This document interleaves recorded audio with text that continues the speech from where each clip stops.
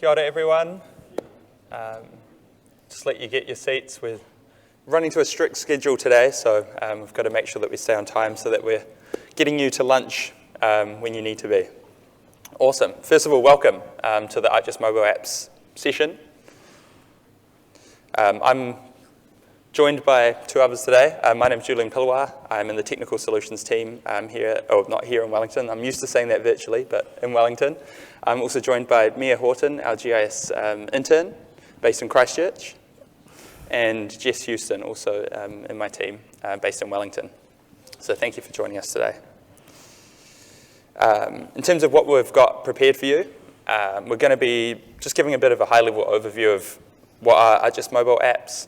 Then we're going to be giving you a bit of a technical update with those three key applications that we spoke about yesterday during plenary. We'll talk a bit about their basic capabilities and then a bit about what's new as well. And in the Survey 123 section, we'll also be joined by a very special guest presenter, which I think you all, many of you will know who they are, but I look forward to introducing them later on. We'll then have a customer story with Simon Allard, who's sitting in front of me there, from Bay of Plenty Regional Council. He's going to be talking about the Maritime Inspections app, and so how they're using the Esri field apps to enable efficiency in the field and to enable their stakeholders to do their job as efficiently as possible. Speaking of efficiency, we'll then talk about a few ways in which you can streamline your workflows together to get the most out of the applications, and then we'll sort of close with a Q&A to you can share ask questions with us and also with Simon as well. So without further ado, let's kick into it. So hopefully many of you would have joined us for plenary yesterday to hear about the ArcGIS mobile apps as we ventured around Wellington on a bit of a field trip. But I just wanted to re-summarize for those of you that may not have been there that there are a number of applications available within the ArcGIS system for field data capture. Those namely being ArcGIS field maps for map-centric workflows, ArcGIS Survey 123 for form-centric workflows, Quick Capture for rapid data capture. We're using a big button interface. And there's two other apps that we didn't really mention so much yesterday, namely being Workforce for work order management and Navigator for navigating to and from, getting from A to B, but perhaps giving you a bit more capability than what Google Maps may give you with routing offline. I'd like to keep this somewhat interactive, so I can't really see you all too well, but I'd like to get a show of hands if you're using ArcGIS field maps, please. Awesome, that's a pretty big turnout there. I'm going to be giving you a bit of a workout, so can I also get Survey 123? Who's using Survey 123? Even more, awesome. How about Quick Capture? Okay, a bit less. And Workforce? Yeah, a few. And how about Navigator finally? Okay, not too many hands up there. But awesome, it's good to know that you're all using the applications and hopefully you're finding them, that they're meeting your needs. But I encourage you to connect with the people beside you at some point throughout the conference as well. Cool, so today we would like to focus on those three apps that we spoke about at plenary yesterday, and there's a reason for that, which I will get into in a second. So many of you may be familiar with Explorer, Collector, and Tracker. Some of you may still be using those today, and I just wanted to re-emphasize that Field Maps is now an all-in-one app which includes all of their capabilities, whether that be I suppose viewing data, capturing data, location tracking, and more. And I know we did mention last year that Workforce and Navigator integration into field maps as was coming. Fortunately, it is still coming. We have got a few more timelines that we can inform you on there. But yes, I just wanted to acknowledge that Workforce and Navigator, they haven't had a lot of new functionality recently. They're more so maintaining the current functionality, making sure it's fitting to your existing devices, with the work there being done to incorporate that into the now all-encompassing field maps. Just on Explorer, Collector, and Tracker, for those of you that may still be using them, I'd just like to let you know that they were retired in December of last year, meaning that they're not going to be receiving any more updates, with all development focus on field maps. Also, on that note, they will be leaving the App Stores, Google Play, Apple App Store, and Windows as well, in November of this year. So I strongly encourage you to migrate to field maps yesterday. In terms of the desktop version of Collector, that will not be retired at this point in time, for those of you that may be using that back at base. And I guess there's a reason why we're doing this. So in the past, to have 3, 5, maybe even 7 applications down on your phone is unrealistic. And so Esri has been focusing to wrap all that capability into one app to deploy, to download, to sign into, to learn, to do the work, and to work with offline content and so on. We want you to be as efficient as possible, and we feel the best way to do that is through one application or with the help of specialized applications like Survey 123 or Quick Capture. But one thing I did mention yesterday as well is that those applications, the capabilities are becoming more intertwined, and what differs is the user experience, whether that's map-centric, form-centric, or rapid. Just on field maps, so field maps has two, I suppose, it has both a mobile component, which you'll be familiar with, and many of you will also be familiar with a web app component. And all the field apps fit within that sort of system as well, that they have a mobile app, and they're also paired with a web application for configuring those apps. So just getting into field maps a little bit now, I'd just like to highlight some of the key capabilities of the application and then get on to some of the what's new features. So in terms of key capabilities, we have the ability to view and search maps, markup on the map, so just doing simple drawings, and the ability to share those with others. We have the ability to collect and update data in the field, and we can also do that with high accuracy. So we can connect to external GPS sensors to drill down just that little bit deeper. We can also record and share our location using that tracker capability, and so that can help keep your staff safe in the field, or maybe for auditing reasons, understand where they've been, where they're going, where they haven't been as well. And recently as well, we've seen the ability to allow you to view indoor maps as well, and floor-aware maps within the application. And also, of course, offline capabilities. It wouldn't be very helpful to be using these applications without having the ability to take them offline, because New Zealand has got a lot of rural areas with poor coverage, so I know many of you are using those capabilities too. So now I'd just like to step through a few of them in a little bit more detail, and then go into what's new. So in terms of map viewing, a lot of this I've mentioned already, but it's what you'd expect with a mobile, with a map application, I suppose. The ability to search for locations, the ability to view your current GPS location, to switch base maps and layers and legends, do simple measuring, and have that real-time syncing as well between what you're doing in the field and what you're doing back at base. And as I mentioned as well there, you also have the ability to create markup and write notes as well, and share those with members of your organization, whether that be as a service or by email or so forth.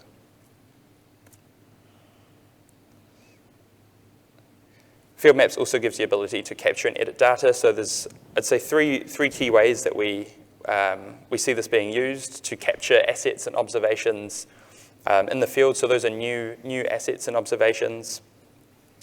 We also commonly see it be used to perform inspections. So you have existing data which you'd like to have a related table beside, so that you're not replacing your existing data, but doing inspections on an annual basis. And we also see it being used in almost like a Survey 123 capacity now, that form functionality is becoming richer with more capabilities. And so we're also seeing field maps used in a place where maybe Survey 123 was previously. I've already touched on that there, but location sharing, recording where your workers are, maybe at all times or maybe at specified times for several hours or just within the working day. They have some flexibility there. You can also, for those of you that may be up to date with your wearable technology, it also has Apple Watch support as well. And so all of that data is just, that track location information is just feeding into another layer that you can use in your maps throughout the platform. Just in terms of offline areas, yes, you can create and download offline maps to use in the field. You can create those both on your mobile device or using the web application. And you can define the size and extent of these areas and get them synced at a regular interval. We've seen a big rise in using vector-based maps as the backdrop, where imagery may not be needed, largely because you can have a far larger area due to the smaller file size. So that's something worth considering if you don't require imagery as your backdrop. Just going into the web app now. So who's the web app for? It's not for everybody in the field. It's just for those that are, I suppose, GIS analysts. I'm guessing many of you would fit into that bracket, that are deploying and configuring these applications for your field teams.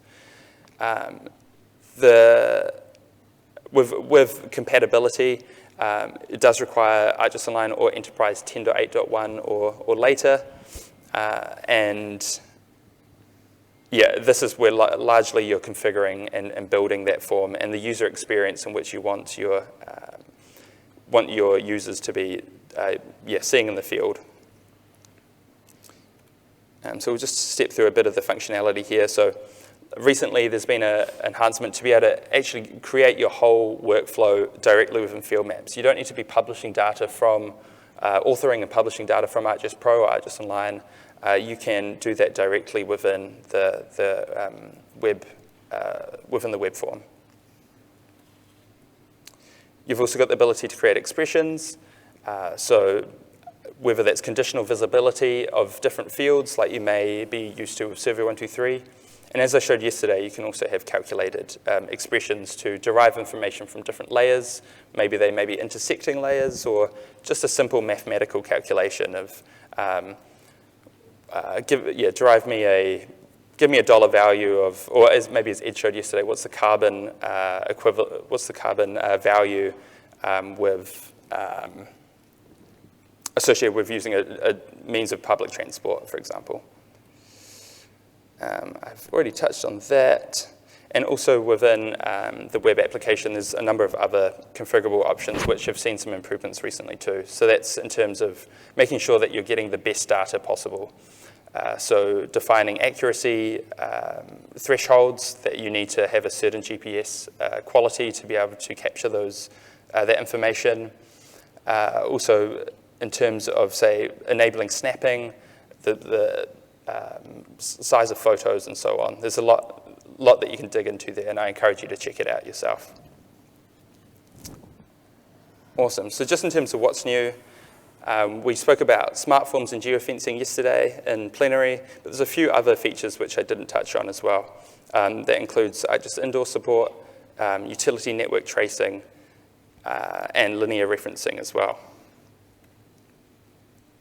So just going back to calculated expressions, I guess I've already mentioned a bit about this, but this works both online and offline, and the use case I used yesterday was being able to, I suppose, enrich my asset data with the park that my asset was falling within. And I imagine there's many use cases which you would find to speed up that data capture workflow.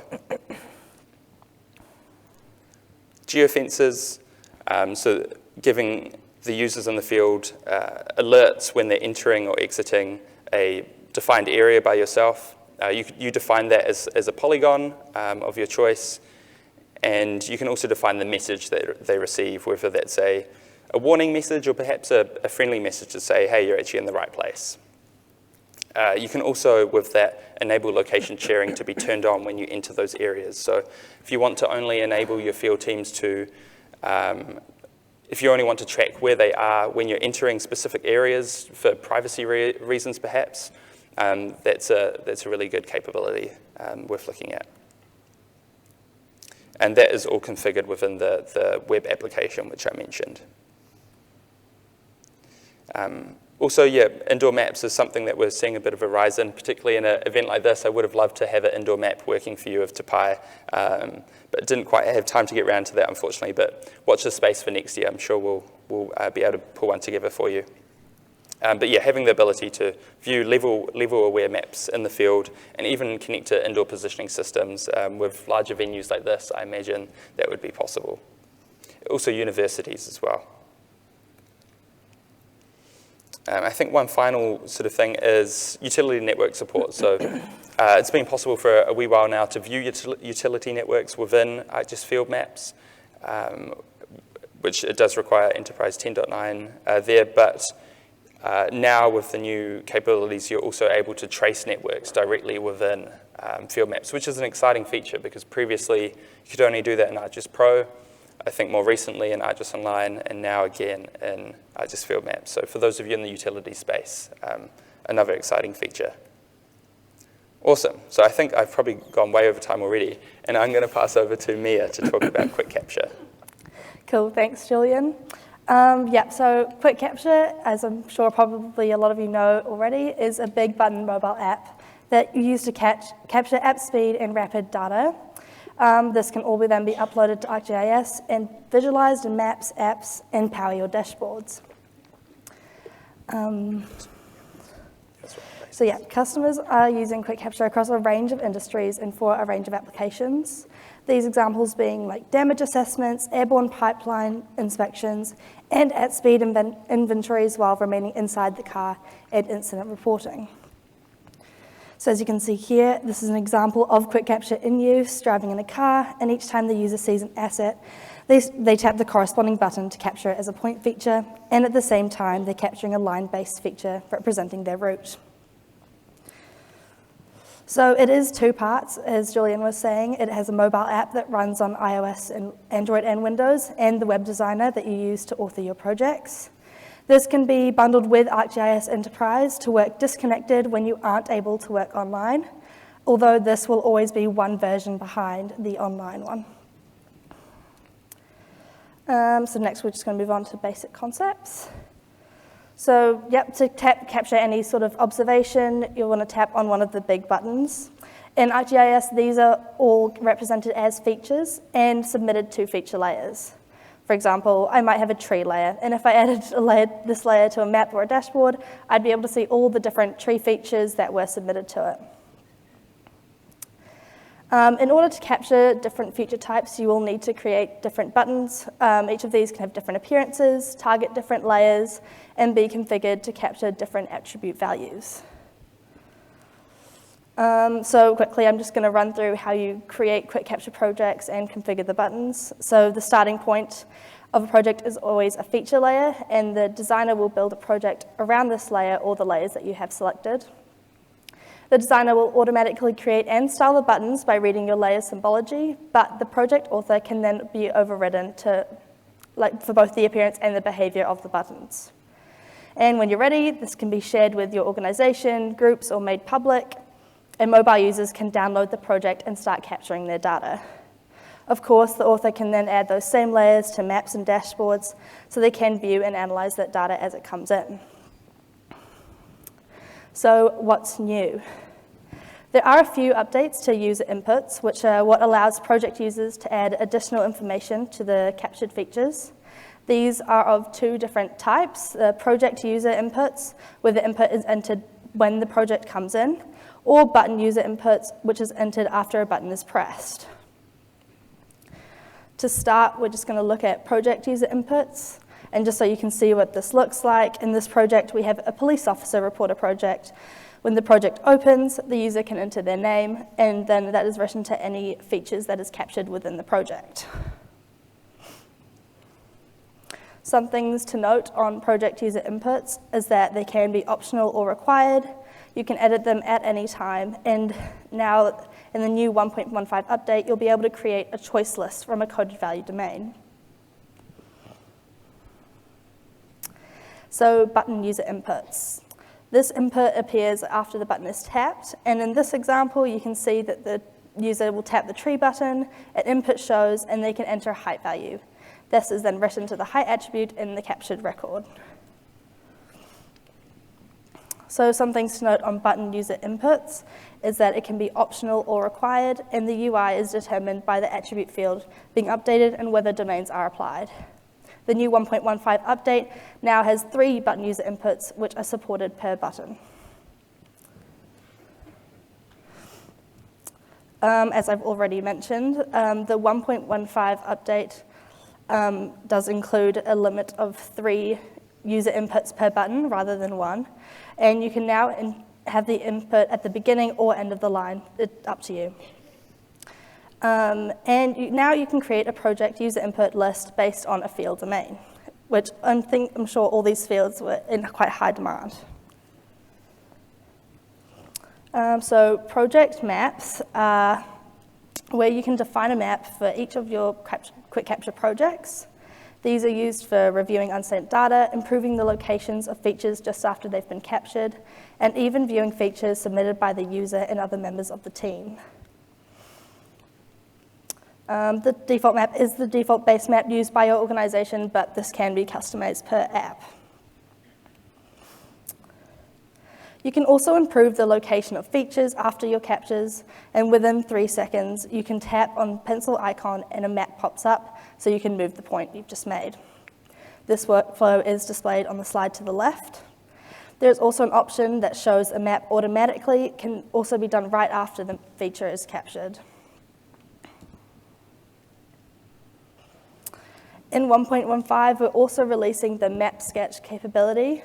Here, instead of using the location of the device to get the geometry of the captured feature, we're planning to allow the user to sketch the geometry on a map.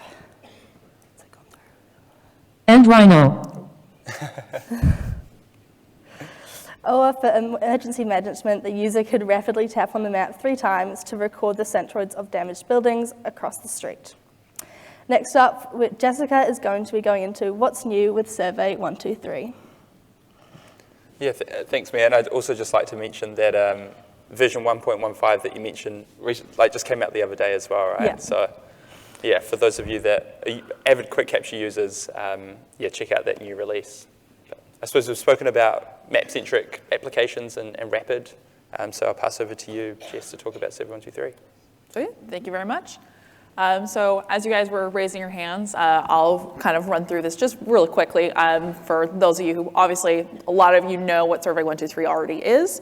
If you don't, it's basically your form-centric user experience. So it's in the name, it's surveys. It's a very quick and easy way to get your data, analyze it quickly, and upload it for further use. Basically, we like to think of Survey 123 in 3 steps. There's how you begin your journey with creating your survey. You have 2 options there. You have your web designer, and then you have Survey 123 Connect. Once you've decided on that, then you're focusing on getting your answers, maybe using forms to update your data or create brand new data. And then third, which is sharing your results. So this is whatever way you're going to make maybe a dashboard, publish your results, have some sort of automation workflow. And we'll touch on this a little bit later as well about what is some efficiency enablers that kind of make sure that you're using Survey 123 to the best of your capabilities. So going back to that, step 1, designer or connect. Basically, these are 2 different experiences that you can choose from. When you want to use a web designer, that's your drag and drop, quick and easy, making new data, very simple way to get started. If maybe you want a little bit more advanced capabilities, maybe you have an Excel sheet of choices that you want to pop up in your Survey 123. Then Survey 123 Connect uses that same formatting through an XLS form to make that process a little bit easier. And so starting with what's new in Designer and Web App, you are using Survey 123 through the web. We do have some new and exciting things. Obviously, our maps are a bit better now. You can select your own web maps. You're not limited to the previous small amount of base maps that we had before. You have default locations, minimum zoom levels for drawing tools, just to make sure that you can up the accuracy when people are dropping points or drawing any sort of polygons. Calculations, hidden questions, dynamic text. Basically, we've made the nice little advancement. So if you want to change your labeling based on a previous answer that somebody put in the form, that's now included. And then social media cards. So we're just making it a little bit nicer when you want to plug and plop your Survey 123 when it's done elsewhere in social media. And a lot of those are features that were previously in Connect as well, right? And so now they're coming through into web. Yep, so usually Connect has the advanced abilities, and then the crossover eventually comes when we make a little bit of an easier user experience again with the web designer. So that's now, again, just drag and drop options that we have for that. And then when we come down, again, speaking on Connect, we have three major things that are brand new in Connect. Markup tools and streaming tools, we showed you guys that in plenary. Set the file name of images, that was a popularly requested one, and so we'll go into that a little bit later on. Just starting with image markup tools. So this is obviously a really important one in that if you want to annotate your photos or have different options for it. It looks like I have a video here that was very eager to play. Oh, okay. That's fine. I haven't seen it do that before. But no, okay. I've never seen it do that work? before. But basically with the custom annotations, you can choose what these drawings look like. And you can have, if you have any sort of standard symbology in your organization that you want everyone's images to look the same, you now have the ability to customize that so that you can control it completely. So in plenary, we showed you that. We showed you how you can pull up those annotations. How you actually do that in Connect is very, very simple. It's very easy. It's another XLS form in which you can just say, I want this to be a red circle, and you write red circle, and you upload that. There's a little bit of a tool conversion in Connect that will transfer it into a palette. But once you have that palette, in your media folder, it will read it, and that's just how you mess with those symbologies so you can get that standardized annotations. Streaming tools also showed you. That was a very fascinating part that we showed in plenary. Again, very simple in Connect in that you open up your Connect form. We have one column, and all you have to do is put method down and say streaming. So before, this is the column in which you'd say geoshape, make a polygon. Now you just have to add streaming to it, and you can add a beep if you wanted to, like on the screen here, it's just the word beep, and it knows to make a sound when you're collecting a vertex. And we also have distance threshold. So that's how you're setting the limit to how far apart you need to be before it's going to collect that next vertex. Up next, we're actually going to show you a video that was graciously given to us by Ishmael, who is the king of Survey 123 over in Redlands, California. He's going to go into a little bit of that, setting the image name files and just some more advanced capabilities that are brand new to Survey 123. And so, yeah, by the number of hands we saw up before in terms of who's using Survey 123, I think Ishmael's done a beautiful job of conveying that, so I hope you enjoy this. Hello, everybody. This is Ismael Chivite from the Survey 123 team, joining from Redlands, California. Many thanks to the Eagle Technologies team for allowing me to crash your party today. In the next few minutes, I want to share with you a few new and upcoming features that hopefully will be relevant to the work that you do. Photos are an important aspect of many data collection workflows. We use them to document issues, to report the condition of assets, etc.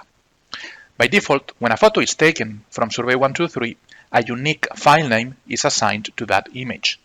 This shouldn't be a problem when you look at the photos in a pop-up, but if you ever want to extract the data out of ArcGIS to download your data, having these meaningless file names will be an issue. Using Survey 123 Connect and an XLS form expression, you can now calculate the image file names. You can use data previously entered in your form, the current time, and location. This technique applies to all sorts of images, including photos, but also signatures, and it is supported in the mobile, web, and desktop applications. Let's have a look at this in action. With this form, I'm going to report maintenance work performed. At the top, I have the job ID, the time when the project starts and finishes, also the service type. Let's select site work. I'm going to take a photo to document my work. Now, if you look carefully, Survey 123 has automatically calculated the file name of my photo. It includes data from my form, such as the job ID, 660, the type of work, site work.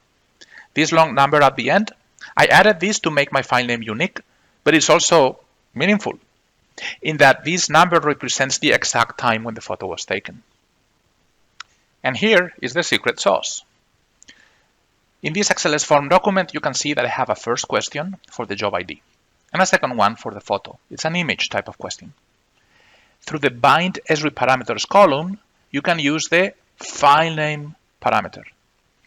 This is an expression, and this expression dictates the name of the file name. I'm using the concat function to concatenate the word job underscore followed by the job ID, which is this question at the top. And then I also have the job type. And finally, this format date is basically taking the current time and formatting that time to create a unique number that, by the way, will make my file name unique as well. And that's very important because if you don't create a unique file name, if there is a conflict with other images in your device, then Survey 123 will have no choice but to rename your file. As you play with this technique, be aware that there are some special characters that cannot be used, and here is the list. You also have an extra file name visible parameter which you can use to decide if you want to hide or show the file name to the end user. If you want to learn more, you can click on this link at the bottom, Media Questions, and this has all the details. All of this work was in response to this ArcGIS idea. It was submitted by James Wilson too, and as you can see, it got a lot of attention and support, 125 kudos and many comments. I bring this up because we really look at ArcGIS ideas to decide what comes next into the software. Calculating image names was released in July earlier this year. Oh, one more thing. To close the circle, we also published a sample Python script. You can use it to download your GIS data, of course, along with your attachments. These attachments will be stored in their standard image file formats like JPEG and PNG, and they will be nicely organized along with your GIS data. Okay, so now I want to talk about a new exciting feature that is coming up before the end of the year, although it's available today in early adopter program, and you actually can take advantage of it today. So that's why I want to show it to you. So I am in Survey 123 Designer, and we are going to explore this new feature. It's called spatial calculations. Okay. So for context, I have a web map, which you can see here. It's a web map of the city of Wellington, and this web map includes a layer with parcel information. You can see the parcel ID and other attributes. I want to use spatial calculations to automatically calculate the ID of the parcel whenever an incident is reported in my survey. So let's just start with that. Now, before I get into spatial calculations, I want to review a few things that we added into production earlier in the year. And one of them is the capability in Designer for you to set a custom web map. So I'm going to go into the map and extend property of my map question, and I'm going to navigate into my content. And from here, I'm going to select my own Wellington parcels map. And voila, you have it here. Now, the other feature I want to highlight is going to help you get better quality data. So, of course, an incident location is going to be required. We always want the location. Now, I'm going to use this new option here, set minimum zoom level for drawing tools, to make sure that when people add a location, they are zoomed in close into the map. I don't want them to add a location at this scale. I want them to navigate down to at least the buildings level. So let's preview this so you can see how this actually works. So my form has loaded. I can navigate around, but I cannot set the location of the incident as much as I click on my map. I'm going to zoom in. I could zoom in manually, or I could actually click here, and this will take me to the appropriate zoom in level where I can add a new incident in this case. So I'm going to click, for example, let's go to a big parcel here, so you can see this one, and then I click on it and I set the location. Okay, so that's pretty good. Now the parcel ID is not being populated. Okay, so we're going to work on that next. Now, as I said, special calculations are coming later in the year. You have to go into the early adopter to try this out. So I'm going to save my project for now, and I'm going to switch the URL to go into the beta.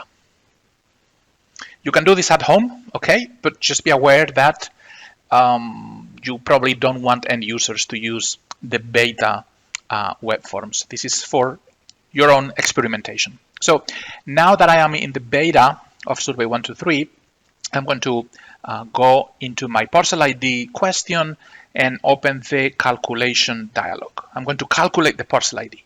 So what is new in the beta is this option, extract data from a layer.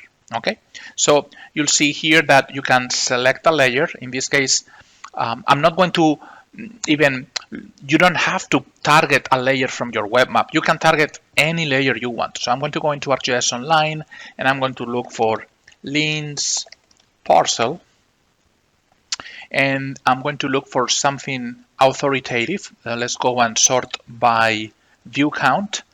This is going to bring up the authoritative Kiwi Lin's primary parcels database. So I select that. That's the layer I want to query. It's a polygon layer. Next, I want to extract data from this layer using a location, and the location is coming from the incident location question, which is this one. I could add optionally an extra where statement to filter, but in my case, I don't want to. And these are all the fields that I can extract. I'm going to go with the ID. So let's click OK and save and preview. Let's zoom in close enough. And now I'm going to click on the incident location, and automatically I get the parcel ID. Let's click on this guy. Boom, 4060 491. So that's special calculations made easy. It's all visual. You don't have to learn weird stuff to do a special calculation. You can all do it visually. Now, of course, you may not want to show the parcel ID to the end user, so you can scroll down and say hide from survey. And now I can save it, and I can basically publish my survey. Okay, so that's special calculations in Survey 123 Designer. Next, we're going to look at special calculations in Survey 123 Connect. If you log in into Survey 123 Connect, you will be able to look at and download whatever survey you authored in Designer. So I'm just downloading this just to have a look at the XLS form syntax. So this is my incident report Wellington.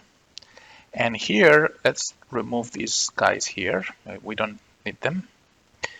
And we have the incident location, which is a geopoint. And then we have the parcel ID, which is text and is hidden.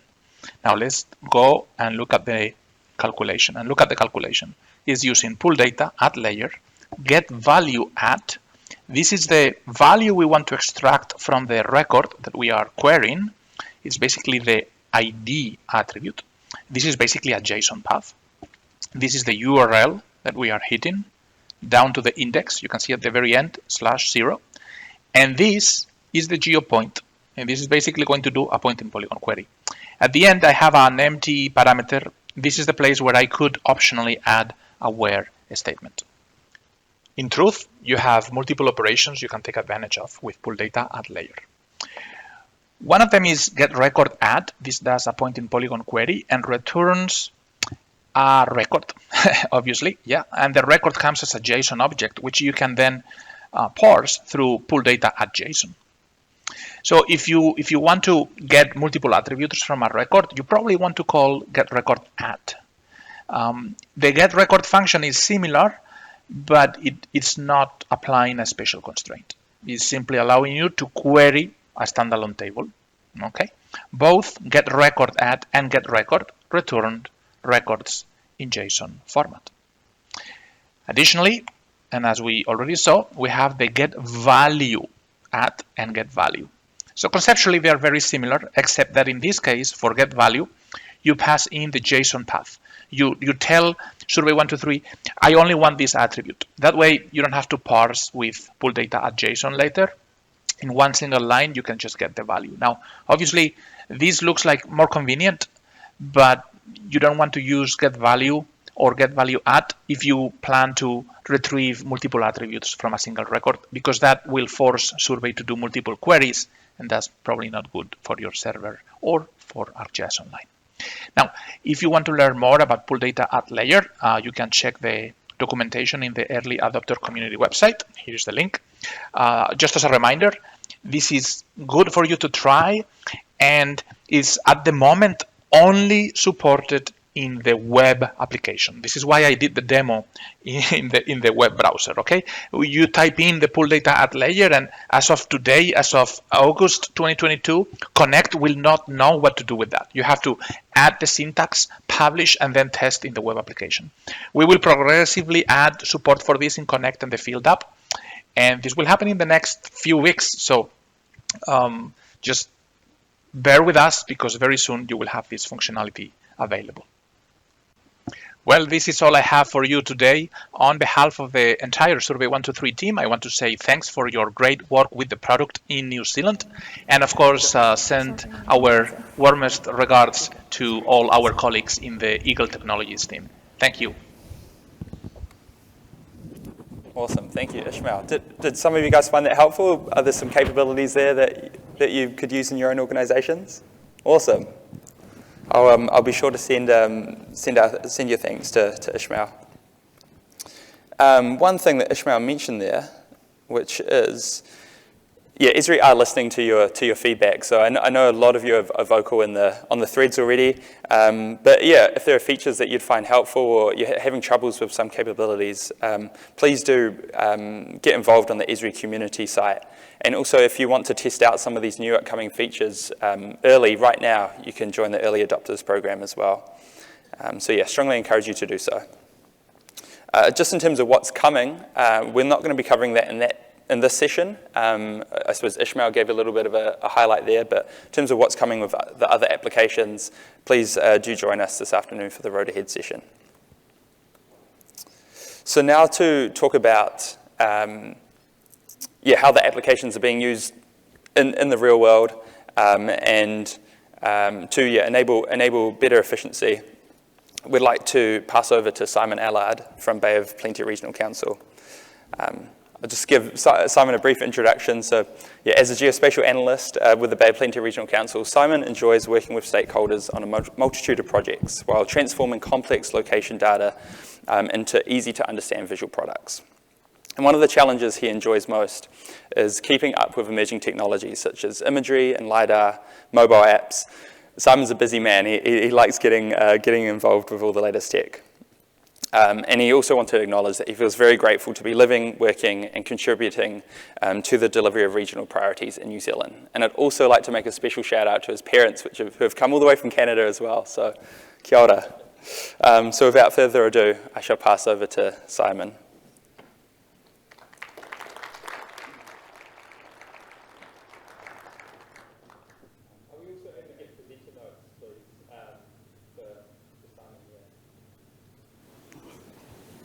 Check.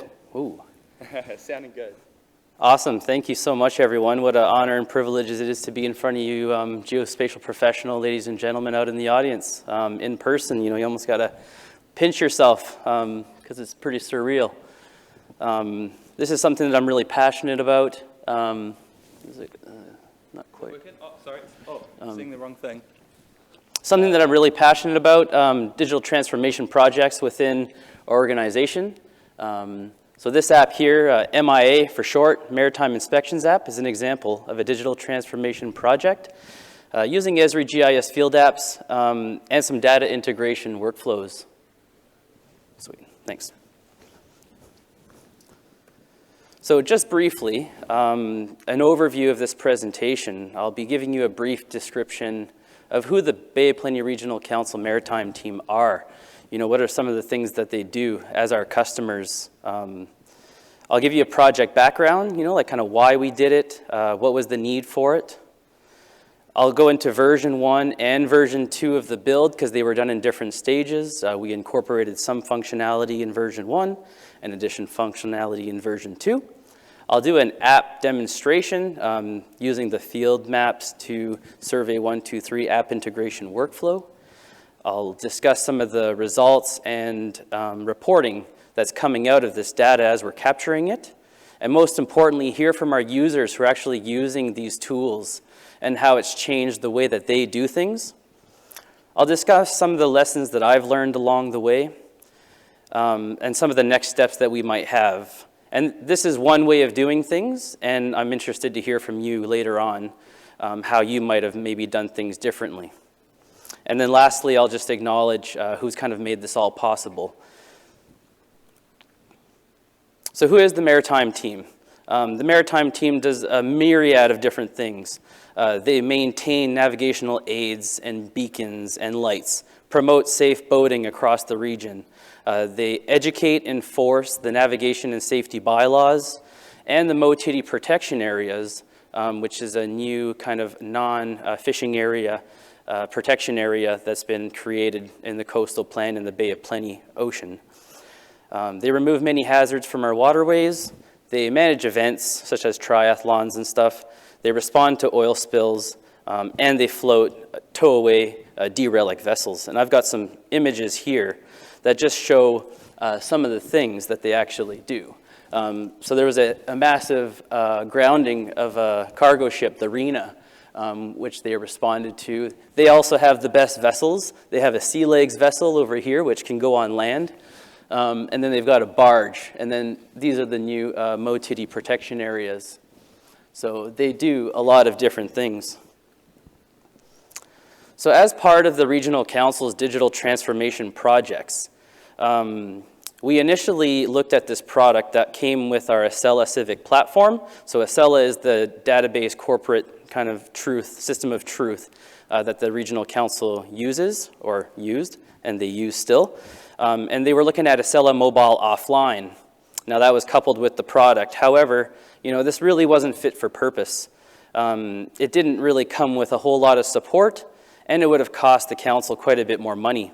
So here we are seeing all this unfolding in front of us, and we're like, we got the tools that can do that.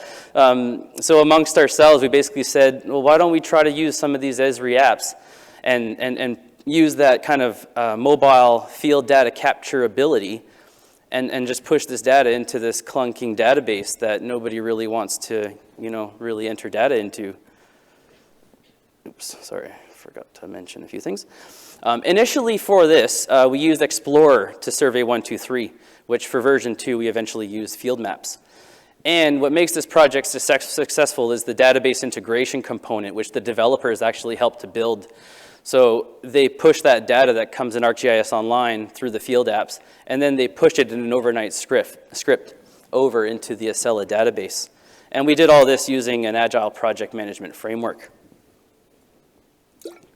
So just going into the specifics of the build, all the requirements that were gathered and pushed on to me were basically done by a business analyst.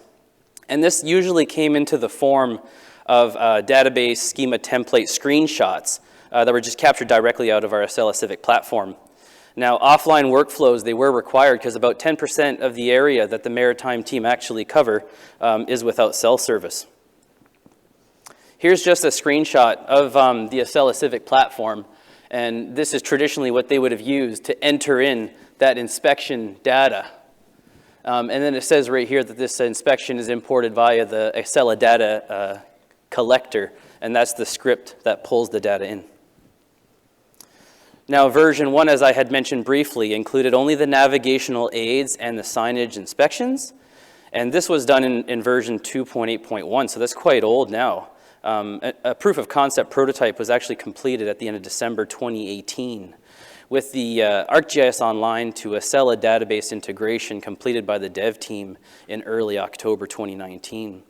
Now from the Survey 123 Connect Excel form, it only had about 49 rows of Excel code. And as I mentioned, we use Explorer to Survey 123. Here's actually all the photos that have been captured using the application so far, just to give you an idea of some of the navigational aids and signs, and also like lights and beacons, and then shackles, you know, that support those things from moving, just to give you an idea of what those things actually are. So in version 2, we actually included mooring audits. Now, instead of building a whole separate app, we said, well, why don't we just build it into the same app? So although we published a new hosted feature layer, we actually brought all that code in from version 1 into version 2, and then built all the stuff for version 2. And that included 266 rows of code. This went live recently in July 2022. Which is just in time for their busy season, which kind of starts ramping up in October. Some of the enhancements that we've made in version 2 is we auto-populate the asset type in the map-to-app workflow, which we were already pulling the ID of that record, but now we're also pulling in the asset type, so it's one less button that they have to click. We're also making use of standard comments, and by that I mean when we publish the form, we publish a CSV table, and we look up a name and we pull in the whole description for that using the pull data function. And then we're able to actually take that and then edit it further, because one of the things they do is these mail outs to all the customers that own moorings when they do the inspection. We made some really nice enhancements to some of the maps that we use. We included things like bathymetry, mean high water springs coastline from LINS, and then of course the mooring assets. We did a few updates to fix some bugs, like we made some few extra fields required because they were actually causing some issues in the migration script. And then we used field maps. As Julian mentioned, the support for Explorer was kind of already known that they weren't going to be supporting it anymore. So we're like, well, why don't we start using the next generation map-centric app? Also, the requirements were provided to me in a little bit of a different fashion this time as like a big list. And this is kind of difficult to interpret. Like this means that I have to figure out, well, what is the field type? You know, how does this actually incorporate into the user experience when they're going through this stuff? And so they just kind of like be like, okay, Simon, here you go. You've done it before. You can figure it out. Of course, behind a great app is a great map. And we've got offline maps for this workflow, and we've got online maps. And in this online map, we're leveraging the map viewer. And so what you see is the mooring assets there. We've clicked on a mooring, and that's the nice little pop-up that we've created. And that pop-up is configured using custom HTML coding. It's probably possible to do it in Arcade as well, but trusty HTML has been around for a while, and it's just easy to kind of like copy and paste something that's been done previously. And for our offline maps, what we've done is we've used ArcGIS Pro. All you do is you like add in all your map service layers. We've included the nav aids, the signage, the moorings, chucked in the Rotorua Lakes bathymetry with some other bathymetry, and the mean high water spring line from LINS.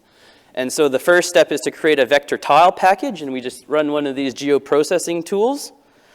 Once you've got that vector tile package, you basically input it into this mobile map package GP. And then after that, you just share it to your group. So we're just sharing it over to the maritime group. Now the offline pop-up configuration is actually very similar to the online map. And it's just a matter of copying and pasting it into here, and then just kind of like, you know, seeing how it looks and how it feels. And we haven't gone to the button factory and imported any fancy buttons or anything like that, because we wanted to maintain that kind of like streamlined look and feel across both applications. And if you got to pull in a button, then, you know, it's going to actually like slow down your thing anyways. So that's what it looks like on the right there in the app, in field maps. And what makes this app configuration workflow from field maps to Survey 123 work is actually this custom bit of HTML code right here. So this goes and opens up the app automatically. That's the ID of the survey. And then it automatically creates the inspection record as the navigational aid. And then it passes the Acela ID into the hosted feature layer survey form. Of course, it's also easier to use an app sometimes. So on GitHub, there's this Survey123 URL generator, which you can use to kind of create a custom URL for doing that app integration workflow. But then you still need to kind of tweak it a little bit if you want to do anything above and beyond just the app integration. So basically, with that, I'm going to go into a demo now. So on the left here is just the Field Maps app with all the assets and the beautiful base map New Zealand imagery. And going into the pop-up and then clicking that button and passing all that information into Survey123. And yeah, hopefully we can cue the music for this. So here we're just opening up Field Maps. Maybe a little louder. We're zooming out just to show you the extent of the data that we're leveraging. So we've got the sign data, we got the bathymetry, now all the asset data is loaded up. We got some halos of where inspection's been done previously, and we're inspecting that sign up there. If you can just turn the music up a little bit, it'd be great. So we're bringing up our pop-up. We got all the information of our assets, and we clicked on that inspection button, and now we're going to pass over those details and create the inspection in Survey123. So see, we've got a sign record type, and we've got the sign asset ID, which the coded value is just that MS45. The compliance rating is not very compliant. Completing a maintenance log, it's a high priority, and we're removing the graffiti from the sign. We're using the voice-to-text recognition here to automatically type it in, because typing is really hard work. We're putting in the contractor and who the work is going to be assigned to, when's that work needed to be completed, what's the status of it. And then we're not going to complete another maintenance log because we already did one. And in this case, we're not even going to bother to capture a photo because it's just a demo anyways. And then we're going to send this, or we're actually not because it's live, so we're not going to send it. We're just going to put it to the outbox. So the offline workflow is very similar to the demo I just showed you there. That's the offline map package without the imagery. It actually works really quick. It's only 12 megabytes in size, and it's downloaded to the device. Now, those additional contextual layers that we've added to the maps actually add a lot of context, and it's actually better bathymetry data than what the people operating the boats have on their vessel. So it actually gives them like that much more information. And then there's no map on the right because there's no location because I'm actually offline there. And so it just pushes that location of the GPS into that question type with no map preview. Now that project, it's not going to be possible without getting that data from ArcGIS Online into our actual system of record, which is Acela. And so the dev team, they've done this, and I'm going to basically try to read word for word what they've said because they've described it really well, more than what I could do just by showing you this diagram. So the Acela Data Importer is a C# application that pulls data from various sources and passes it to our enterprise application, Acela Civic Platform, to create the records.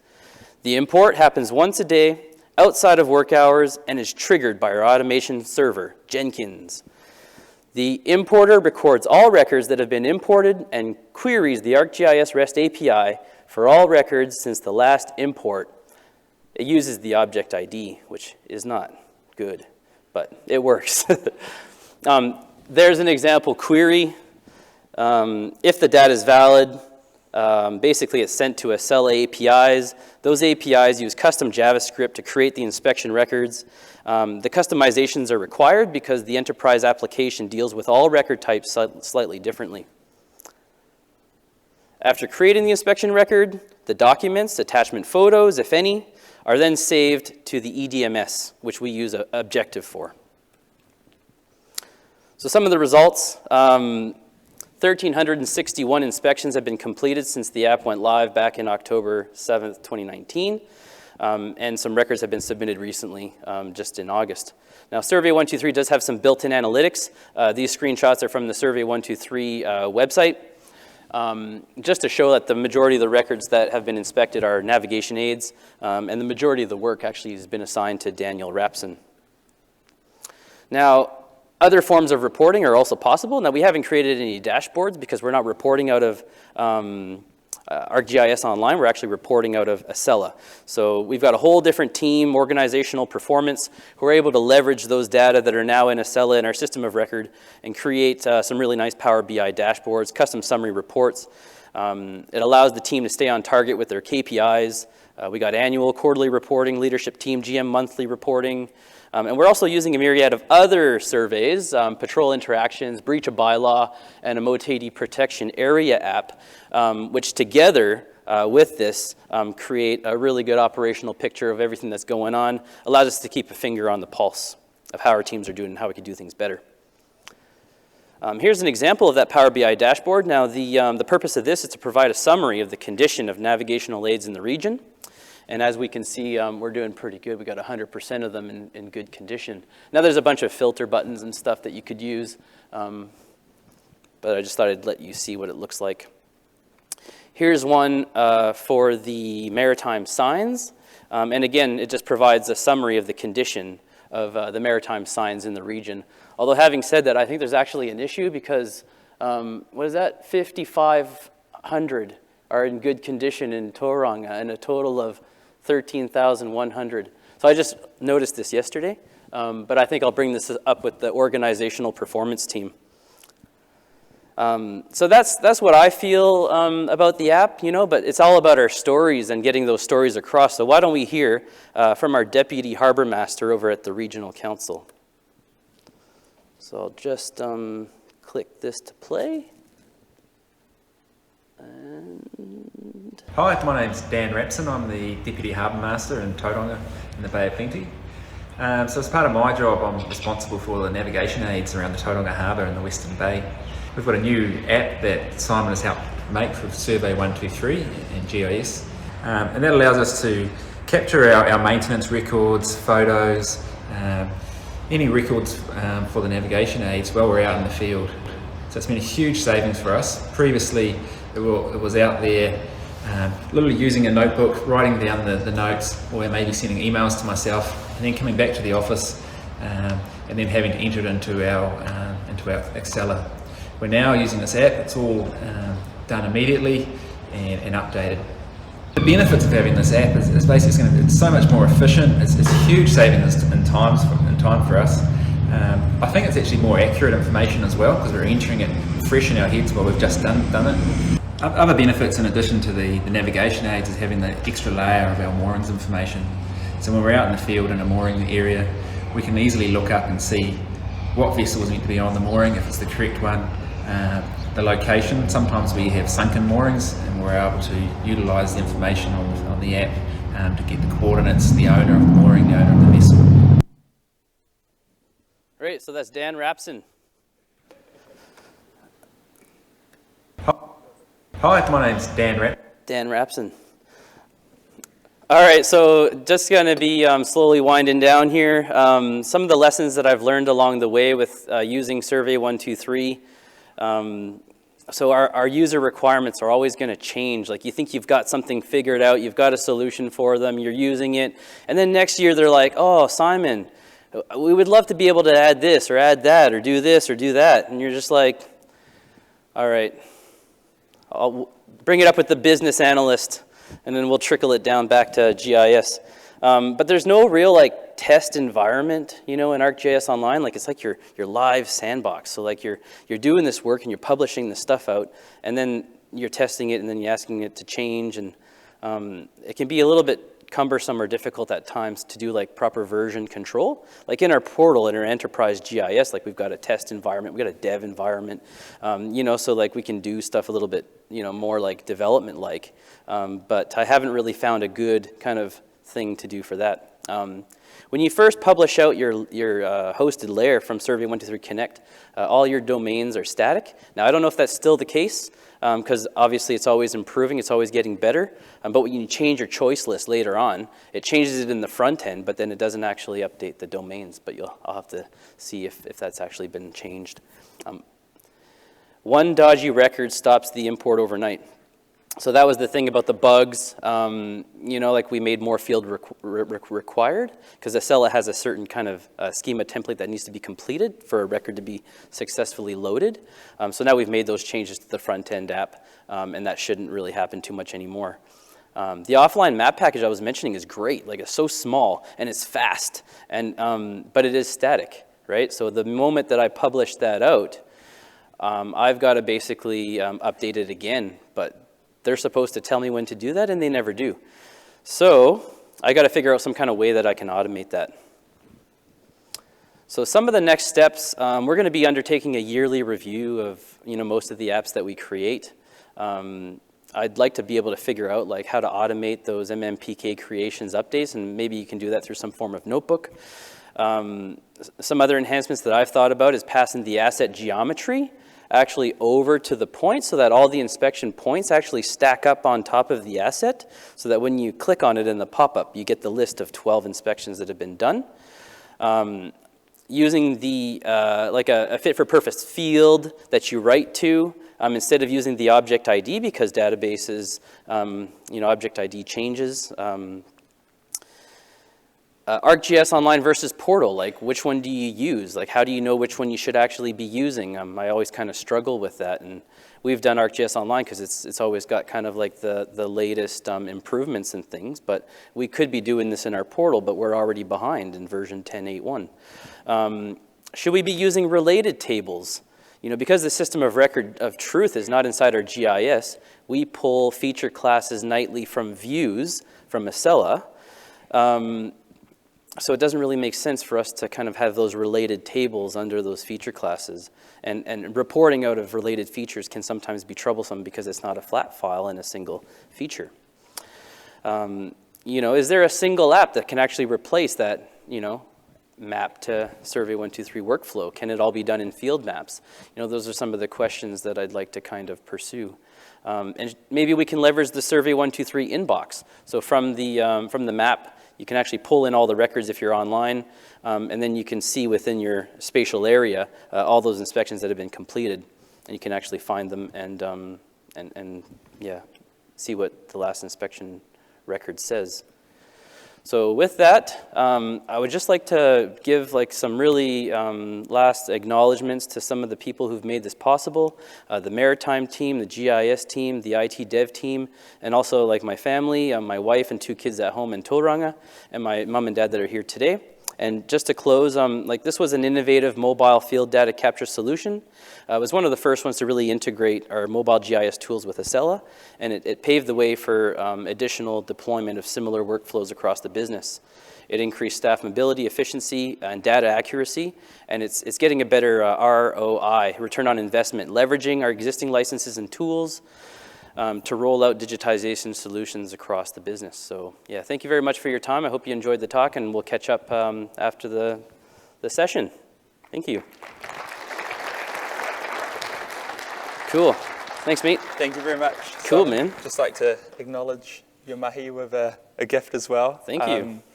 And yeah, I feel like you've answered all the questions that I was going to ask you myself, but we'll gather some audience questions afterwards. But thank you very much for the Thanks, presentation. Julian. Cheers. Cool. Hopefully I didn't take too much time. Okay. Just a couple more things we wanted to finish with, and some of them Simon touched on beautifully, in that yes, there are different applications, but they can work together, and they do have their strengths. Yes, the capabilities are becoming further intertwined, but in some cases it does make sense to use, to connect the applications, and I imagine many of you are doing that already. I will skip through a lot of this. One thing I did want to touch on is there, as Simon showed, there's many ways in which you can integrate your existing business systems with the Esri field apps, whether that's coming into Acela or other systems. But one way that we've seen a lot of organizations do that really simply is using the likes of webhooks. Webhooks, just in essence, they're an HTTP call which has a trigger, which may be Simon's entering data in the field on any one of the apps. And then there's an action as a result of that. So that may be pushing data to a different system. It may be sending an email to somebody if it's an urgent response, or maybe a text message may be more appropriate. But that's just one thing I wanted to touch on there as well, that you can extend the applications as well. Yes, they're configurable, but you can extend them as well to work with your existing business systems. I'll just skip through that. One other thing I just wanted to mention as well is that, yes, there's configurable applications, but you also have the ability to customize your own applications, bringing the best capabilities of those apps into one interface. And the application for that is App Studio. It's a low-code application, which is sort of template built. It can be drag and drop, but likewise, it can also, if you're coding inclined, you can also get dirty there. I'd just like to also acknowledge a few apps that we've seen of late. You may have seen Pocket Maps featured in plenary yesterday by Heranga Anuku, previously known as Walking Access Commission. They used App Studio to create Pocket Maps to allow you to take maps with you wherever you go out in the field offline. And also you would have heard this morning, if you're here for plenary, from New Zealand Police about how they're using App Studio to keep communities safe from rural crime using the Rural Lookout app. So that sort of brings us towards the end of the session. I do want to just acknowledge some of the sessions that are on this afternoon. So we have ArcGIS Enterprise. So if you want to hear more about perhaps what Simon was saying with do I choose online or enterprise, that would be a good place to go. And yeah, a number of other sessions coming up as well there that may be of interest to you. So we have about 2 minutes before lunchtime. So what I may actually do is, if you have some questions, please do come up to the front for either Simon or ourselves. Come up to the front and ask us your questions. But yeah, I hope you've all gained something out of today. For me, the highlight was definitely Simon's presentation. It really encapsulated everything we've spoken about today from an end-to-end workflow. But yeah, thank you very much for your time. And yeah, enjoy the rest of NZEUC 2022. Thank you.